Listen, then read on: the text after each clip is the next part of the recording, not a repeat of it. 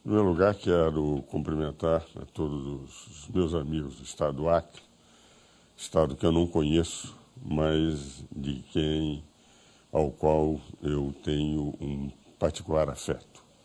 Tenho muitos amigos do Acre, o Adib Jatene foi meu colega, inclusive Carmo, o irmão dele, companheiro do Conselho da Ordem, Jarros Passarinho, caríssimo amigo, e inclusive quem dirige os cursos de Direito do nosso Instituto Internacional de Ciências Sociais, Centro de Extensão Universitária, é um acreano, o professor Antônio Jorge.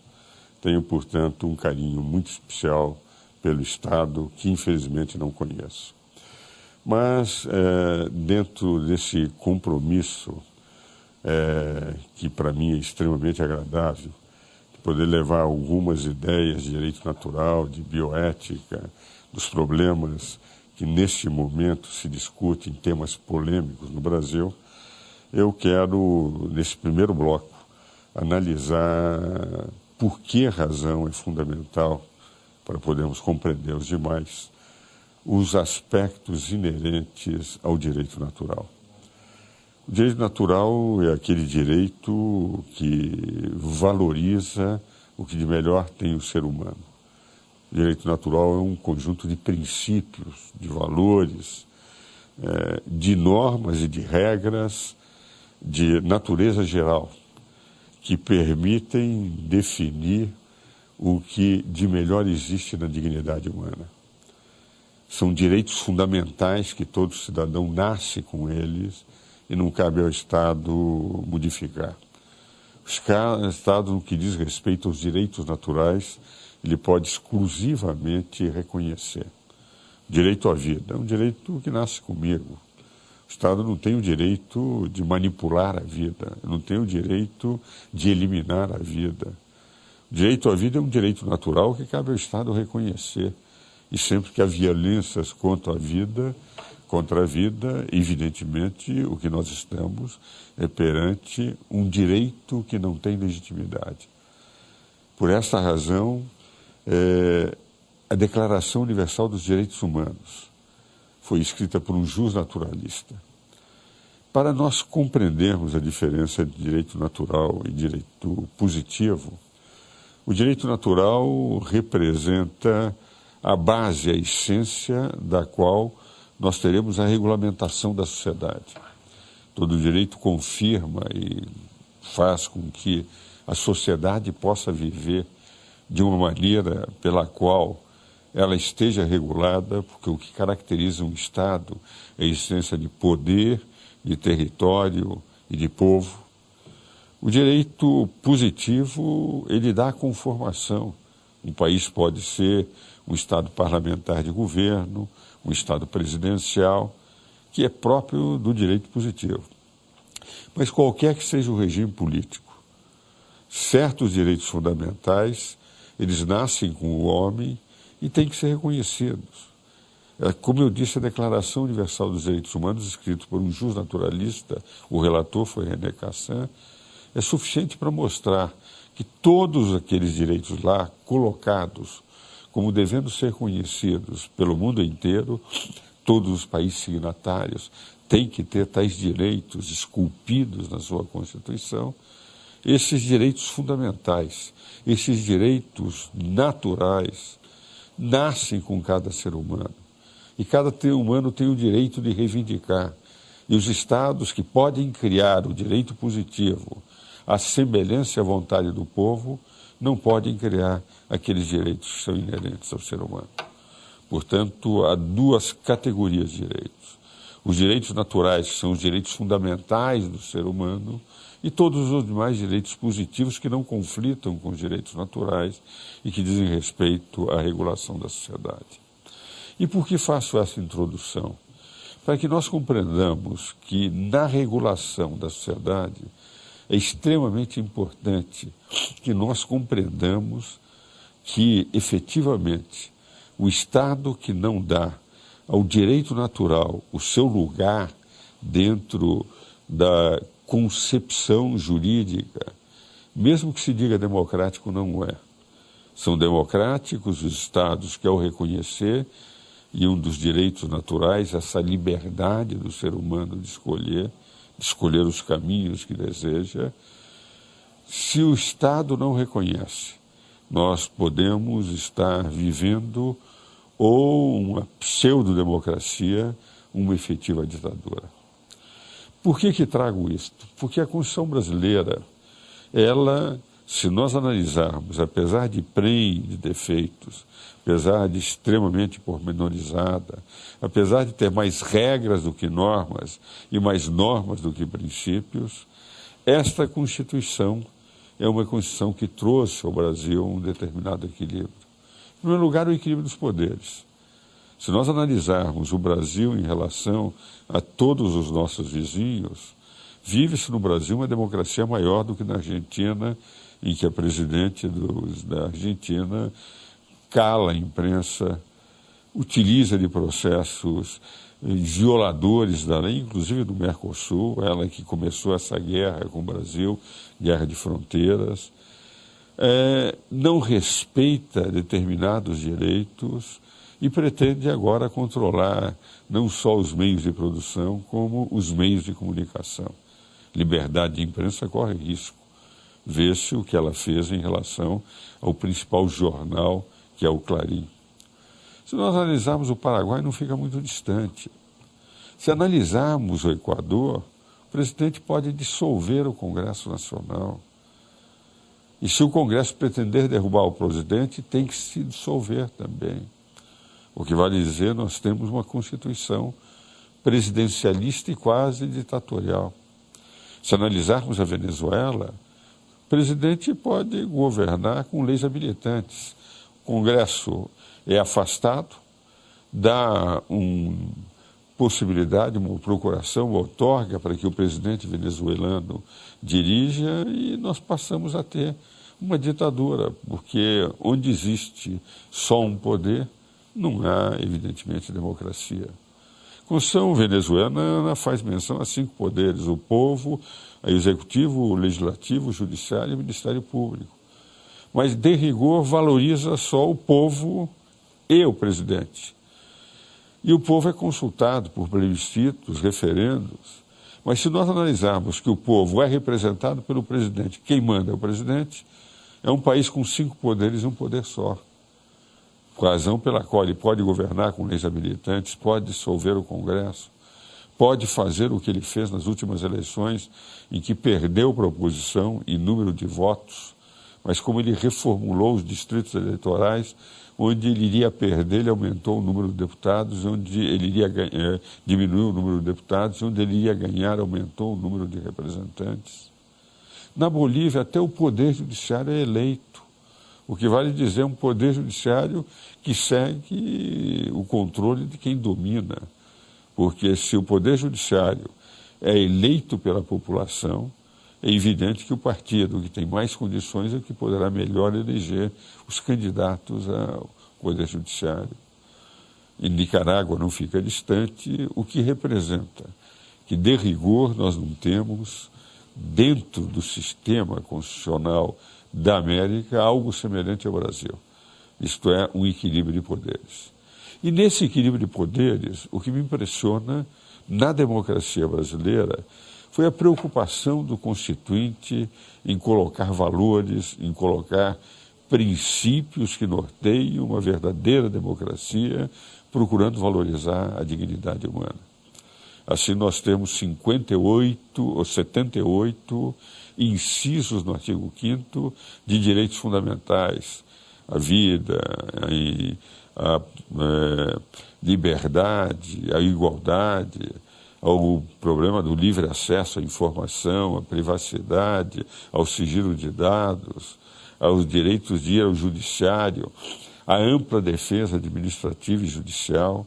Em outras palavras, nós temos uma Constituição que, no artigo 5º, que é o mais importante da Constituição, tem direitos fundamentais, direitos naturais, direitos que representam, por serem direitos individuais, a essência de uma Constituição democrática. Mas isso não é só no artigo 5º. Nós temos também, no capítulo do direito tributário, uma situação que demonstra que todos os direitos do contribuinte estão naquela seção das limitações constitucionais ao poder tributar, reconhecendo o Constituinte que a norma tributária normalmente é injusta, porque nós pagamos tributos para pagar o Estado prestador de serviços, mas para pagar também o Estado distribuidor de benesses para os detentores do poder, nós sempre pagamos uma carga superior àquela que deveríamos pagar efetivamente para um Estado exclusivamente prestador de serviços. Por isso, o Constituinte, para evitar abusos e arbitrariedades por parte do governo, colocou como direitos individuais as limitações constitucionais ao poder tributar nos artigos 150 a 152. Se nós analisarmos na ordem econômica, a mesma coisa. Nós temos lá que a liberdade de iniciativa econômica está ao lado da função social da iniciativa econômica. Justiça social de um lado, liberdade de iniciativa econômica do outro. E nós verificarmos os diversos itens do artigo 170, são verdadeiros direitos individuais lá consagrados. Se examinarmos o capítulo da ordem social, nós vamos encontrar também, de certa forma, o mesmo esquema. A ordem social com a seguridade, assistência social, previdência e saúde, é a preocupação do Estado de valorizar os direitos humanos. E se nós analisarmos os capítulos seguintes, isto é, educação, cultura, tecnologia, liberdade de comunicação, nós vamos verificar que efetivamente a nossa Constituição ela é toda dedicada a garantir direitos individuais, direitos sociais, direitos políticos, direitos à nacionalidade. Sendo que nesse capítulo da ordem social, depois de educação, cultura, tecnologia e desporto, nós temos a liberdade de expressão garantida no capítulo das comunicações. E temos um capítulo dedicado ao meio ambiente e um outro capítulo que eu vou deixar para o próximo bloco e que diz respeito à família. Talvez o mais importante de todos os capítulos da Constituição seja aquilo que se refere à família, à criança e ao idoso. E é sobre esta matéria que, a meu ver, representa o que de mais essencial existe em direitos naturais consagrados na Constituição, é que nós vamos aproveitar para falar no segundo bloco, lembrando que a família está na ordem social e depois é complementado pelos índios, que não têm tido a interpretação dos índios na Constituição, aquela interpretação que me pareceria mais adequada, provocando conflitos desnecessários entre o Estado, a sociedade e os próprios índios. Mas o que é relevante é perceber que esta Constituição deu os direitos, outorgou os direitos, ofertou os direitos, que são direitos fundamentais, direitos naturais, que todo ser humano tem, independente da vontade do Estado de cercear. O Estado, para tais direitos, pode apenas reconhecer. Ele pode criar outros direitos positivos, mas jamais aqueles direitos que dizem respeito à própria dignidade da pessoa, que são os direitos individuais que nascem com cada ser humano. Nesse segundo bloco, nós vamos falar da família. Examinamos no primeiro a Constituição no que diz respeito aos direitos fundamentais, são direitos naturais, e analisaremos os artigos representados, referentes, concernentes à família. E é interessante que o artigo 226 da Constituição faz menção a que a família é a base da sociedade. Quando faz menção que a família é a base da sociedade, o que está dizendo a Constituição? Que toda a sociedade, toda a organização social, todo o Estado se lastreia numa célula inicial que é a família. Por isso é que o artigo diz: a família é a base da sociedade e merecerá específica proteção do Estado. Vale dizer, é tão importante para os governos, para o Estado, para a sociedade, a família, que o Estado terá que dar especial proteção. A Constituição vai mais adiante. Eu vou dar minha interpretação constitucional e não a interpretação que o Supremo deu, que analisaremos no terceiro bloco. O que está escrito na Constituição, eu participei de debates constituintes, a convite dos constituintes em audiências públicas. O que aconteceu é que eles entenderam que a família era a família entre a união de um homem e de uma mulher. Foi levantada, inclusive, se valeria a pena colocar que a entidade familiar deveria ser de homem e de mulher.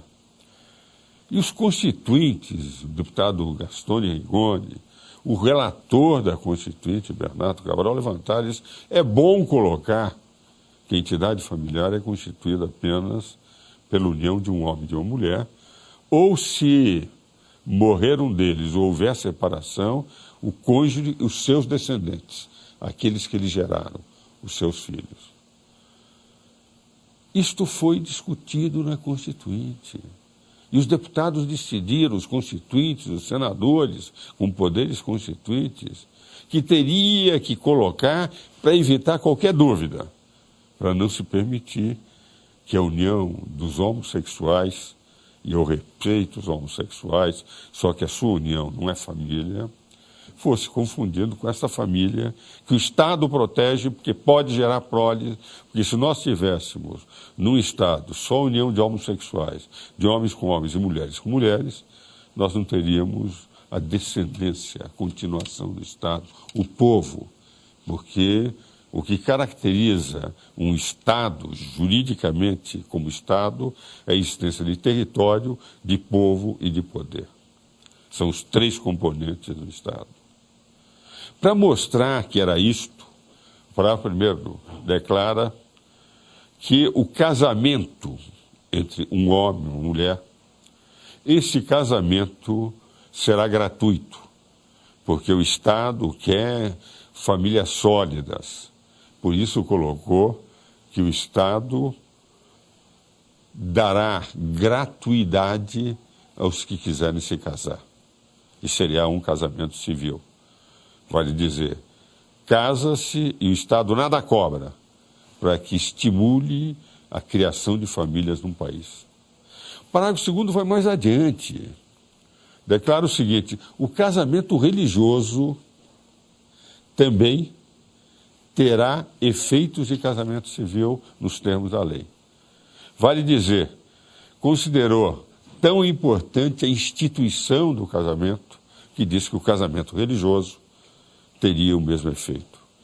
E nós todos sabemos que todas as grandes religiões, aquelas que o Toynbee disseram que formataram a civilização moderna, examinam o casamento da união entre um homem e uma mulher.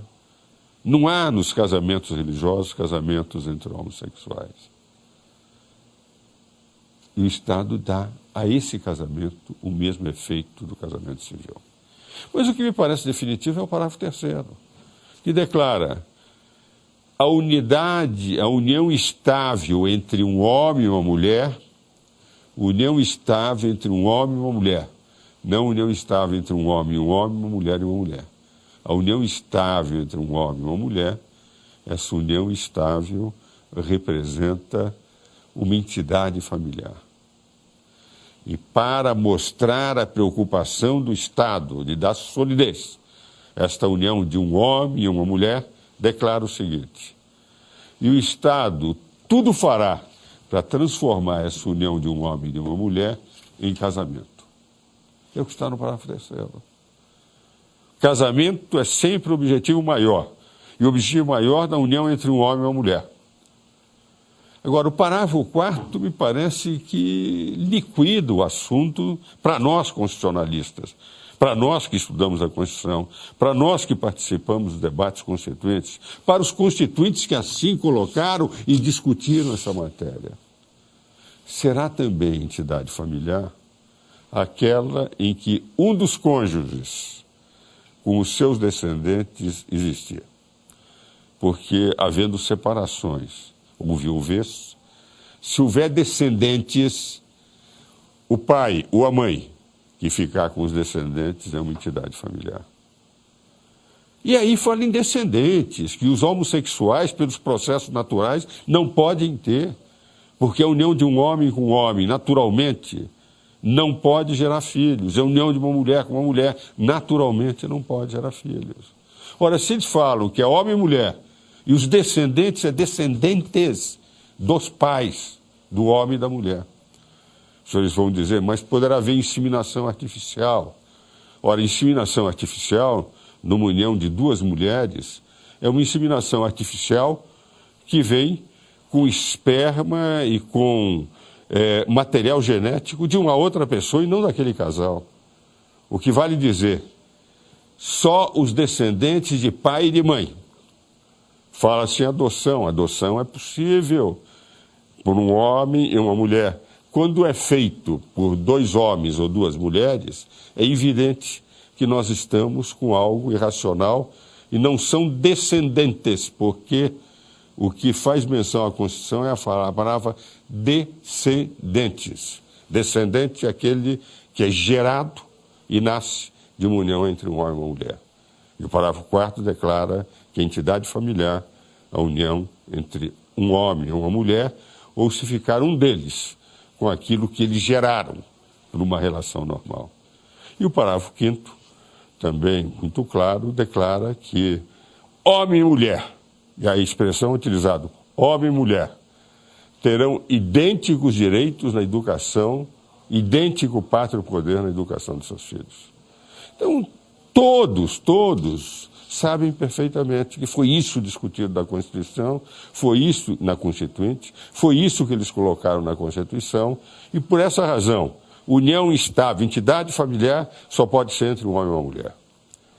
Se os homossexuais desejarem ter as suas uniões, eles podem criar todas as obrigações que quiserem, nomearem o seu companheiro, a sua companheira como herdeira, se outorgarem altos direitos, mas não são entidade familiar perante a Constituição.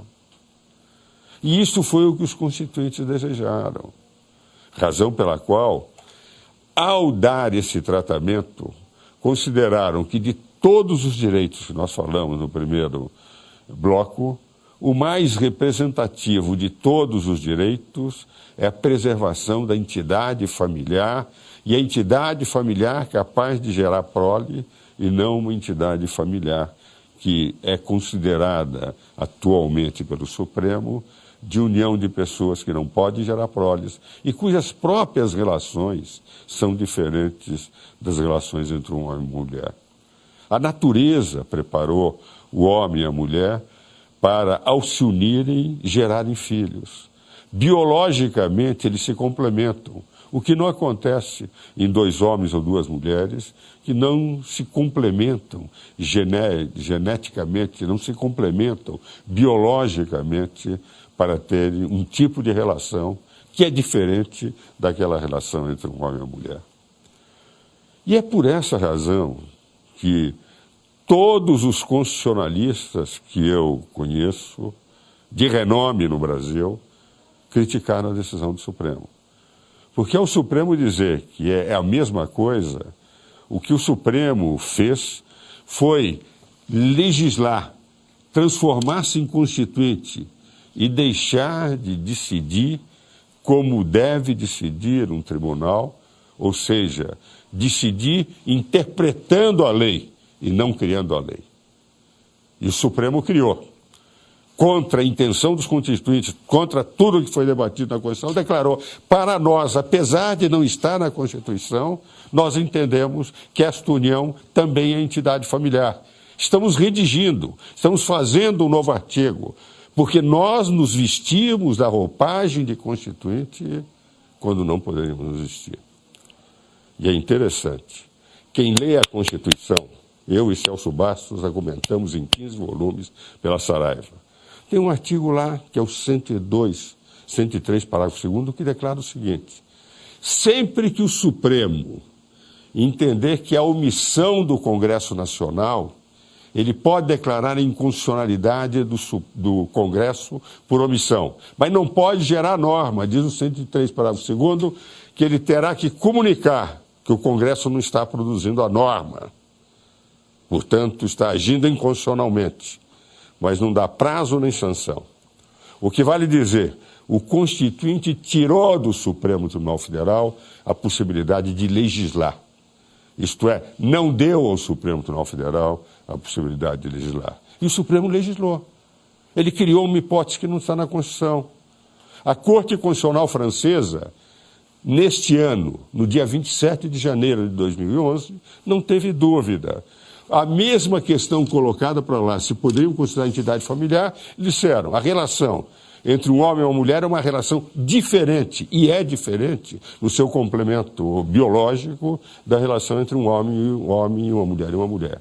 Razão pela qual a Corte Constitucional Francesa diz, por serem diferentes, não cabe ao Poder Judiciário, ao Conselho Constitucional da França, legislar em lugar do Congresso. Se quiserem, vão ao Congresso, pressionem o Congresso e façam com que o Congresso mude a lei. Porque se o Congresso não mudar a lei, nós não podemos legislar. E temos que considerar que só é entidade familiar a união entre um homem e uma mulher. Isso eu quero trazer porque, a meu ver, é direito natural. Isso é um direito fundamental à sociedade. Os casais que podem naturalmente gerar proles e que dão continuidade ao Estado, por essa razão é que o Estado constitucionalmente garante por inteiro a sua união, a sua entidade familiar, porque é essa que dá permanência e continuidade ao Estado.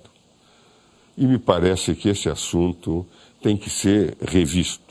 Os constitucionalistas não dão, os que eu conheço, Fernanda Menezes, Alexandre de Moraes, Humberto Dávila, eu mesmo, analisando, aqueles que se manifestaram a respeito, Manuel Gonçalves Ferreira Filho, quando examina, Bernardo Cabral, que me telefonou quando saiu a decisão, relator da Constituição, ele que foi o relator da Constituição, disse, Ives, não poderia o Supremo Tribunal Federal ter nos substituído, criado uma nova entidade familiar que os constituintes não desejaram, quando a Constituinte, como Congresso Nacional que pode legislar, foi eleito por 130 milhões de brasileiros, e o Supremo por um só. Esse assunto me parece que aí no Acre, como nós estamos discutindo no Brasil inteiro, também deveria ser meditado. Eu que admiro, respeito, tenho livros escritos com muitos dos ministros do Supremo Tribunal Federal, é com um profundo desconforto que os critico aqui, mas têm que ser criticados. Porque quem pode decidir sobre essa matéria são aqueles cidadãos eleitos por 130 milhões de brasileiros, e não legisladores eleitos por um homem só, que é o presidente da República, e que hoje estão assentados no Supremo Tribunal Federal. Merece reflexão do povo brasileiro, até para pressionar, para que eventualmente venham a mudar a sua posição, respeitando a função de julgadores e se desvestindo da função que se revestiram de serem constituintes derivados. Matéria para reflexão para os meus amigos do Acre. Vamos agora ao nosso último bloco, em que estamos discutindo bioética, direitos naturais, direitos fundamentais, que são aqueles que preocupam a todos nós que acreditamos em valores, numa sociedade com valores, numa sociedade com dignidade, numa sociedade que respeite a vida. Quando o Supremo recentemente decidiu que se pode manipular, destruir seres humanos na sua forma embrionária para fazer experiências, e até hoje todas as experiências com células embrionárias fracassaram no mundo inteiro. O que vale dizer, a decisão do Supremo não beneficiou em nada nenhum daqueles que pretendiam ser curados com essas experiências. Ao contrário das células adultas, em que as experiências cada vez mais têm trazido curas para as pessoas pelos mesmos efeitos até como células induzidas com os mesmos efeitos das células embrionárias.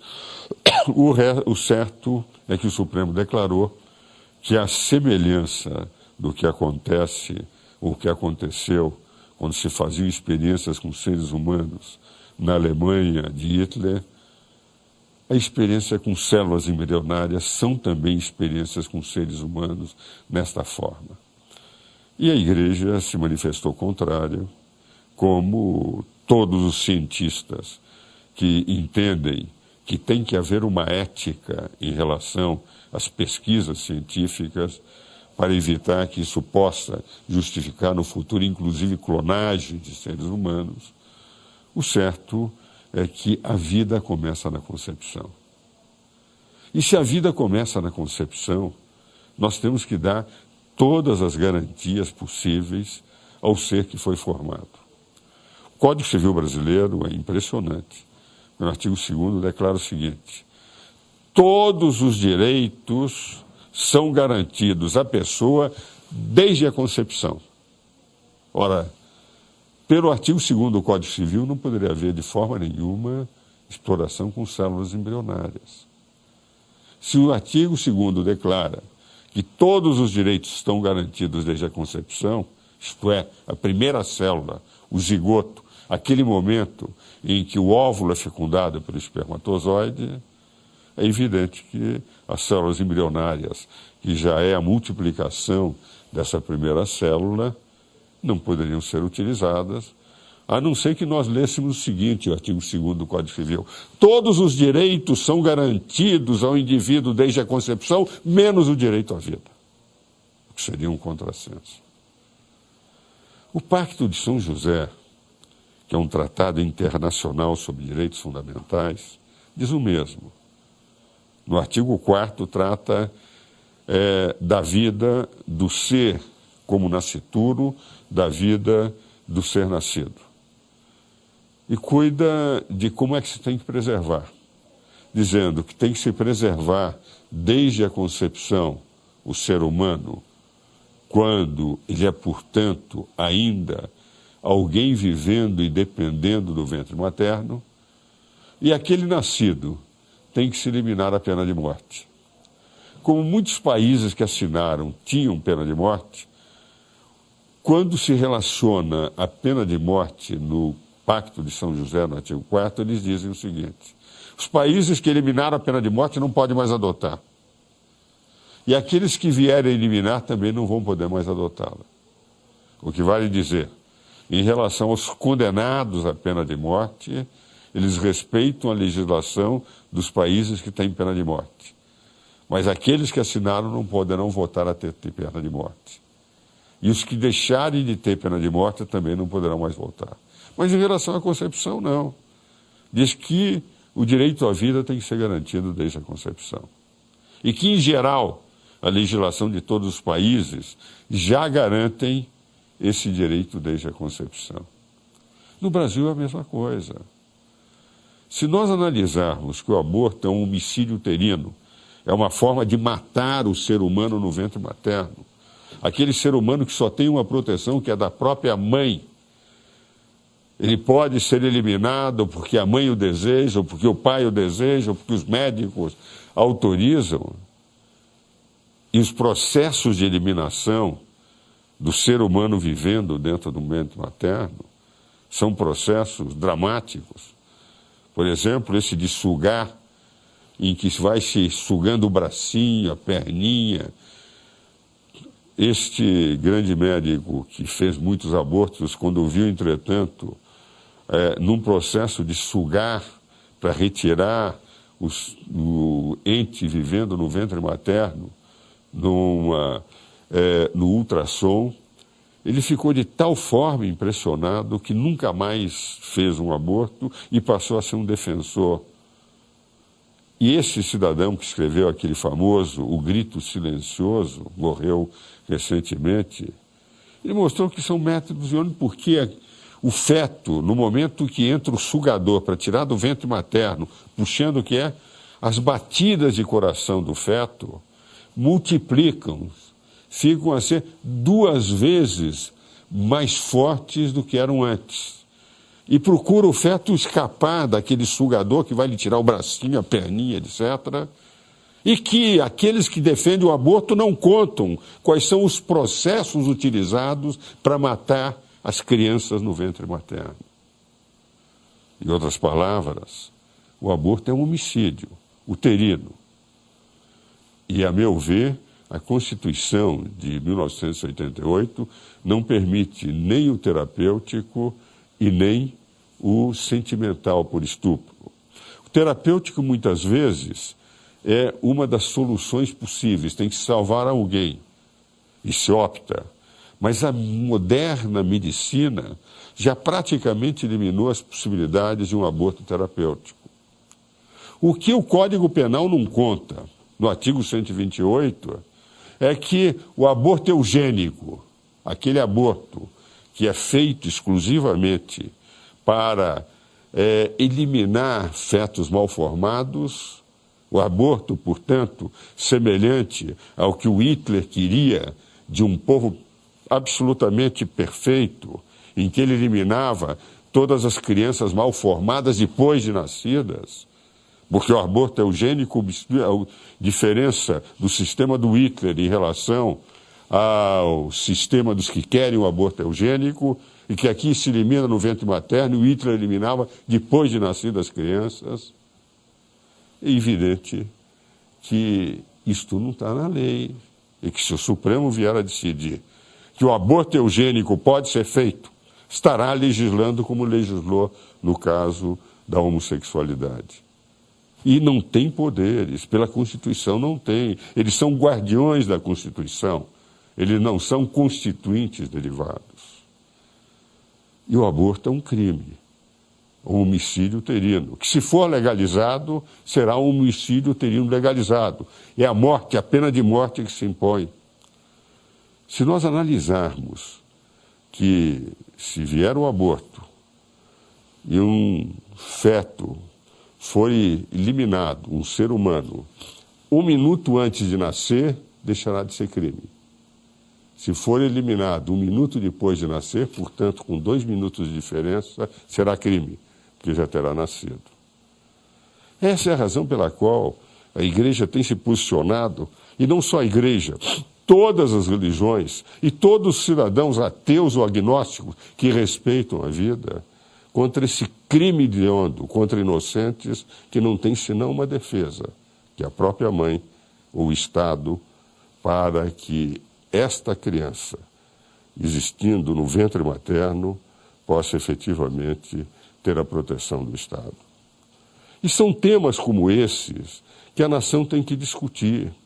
Uma nação que não tem valores, e aqueles que dizem, mas ter, por exemplo, um filho com síndrome de Down, e eu falo com tranquilidade, eu tenho uma netinha com síndrome de Down, e é queridíssima, serviu de ponto de união para a família. Os irmãos a adoram, e ela sente o carinho de todos. Passou a ser não um peso para a família, mas um elemento de união, de avós, de pais e de irmãos. Então, quando se diz, nós vamos eliminar o sofrimento da mãe, como se fosse possível eliminar o sofrimento na vida, é algo inerente àqueles que não estão preparados para o sofrimento, sofrem mais, exatamente por pensarem que eles só podem ter o bem-estar, sem perceber que nós temos momentos em que, efetivamente, todos os seres humanos, quaisquer que sejam, passam um momento de sofrimento. Aqueles que querem dizer, vamos dar conforto, uma população perfeita, vamos usufruir a vida, esquecendo que, na prática, o que se tem é viver a vida como ela é, com momentos bons, com momentos ruins, tendo que saber conviver com os outros, respeitar as diferenças, cuidar das pessoas que precisam e deixar de assassiná-las. Isso me parece que é uma defesa que se faz através da Igreja, que se faz através dos que acreditam na vida, dos constitucionalistas, dos juristas, que mesmo aqueles que não têm religião respeitam o que há de mais sagrado. Não é sem razão que a Constituição fala no artigo 5º que o direito mais importante é o direito à vida. E qual é a expressão que utiliza? Inviolabilidade. E se o próprio legislador reconhece que a vida começa na concepção, esta inviolabilidade só pode ser desde a concepção, desde o zigoto, desde a primeira célula. São temas como esses que se tem que ser discutido sem qualquer tipo de preconceito. Porque uma das formas que muitas vezes se utiliza é o seguinte: nós temos o direito ao aborto porque essa opinião daqueles que são contra o aborto é opinião religiosa. E quando eu fiz menção e sustentei perante o Supremo que diziam que ao defender que as células embrionárias não poderiam ser utilizadas para experiências, eu disse aos senhores ministros, os senhores dizem que a questão é de religião. Quantos prêmios Nobel tem o Brasil? Nenhum. A Academia de Ciências do Vaticano, tem nada menos que 29 prêmios Nobel. Vale dizer, de ciência, a Academia de Ciências do Vaticano, que já tratou dessa matéria, tem muito mais conhecimento científico do que todos os cientistas que são apresentados de um país que não tem nenhum prêmio Nobel. A matéria não é de religião, a matéria é de ciência, é de direito, mas fundamentalmente de respeito aos valores humanos.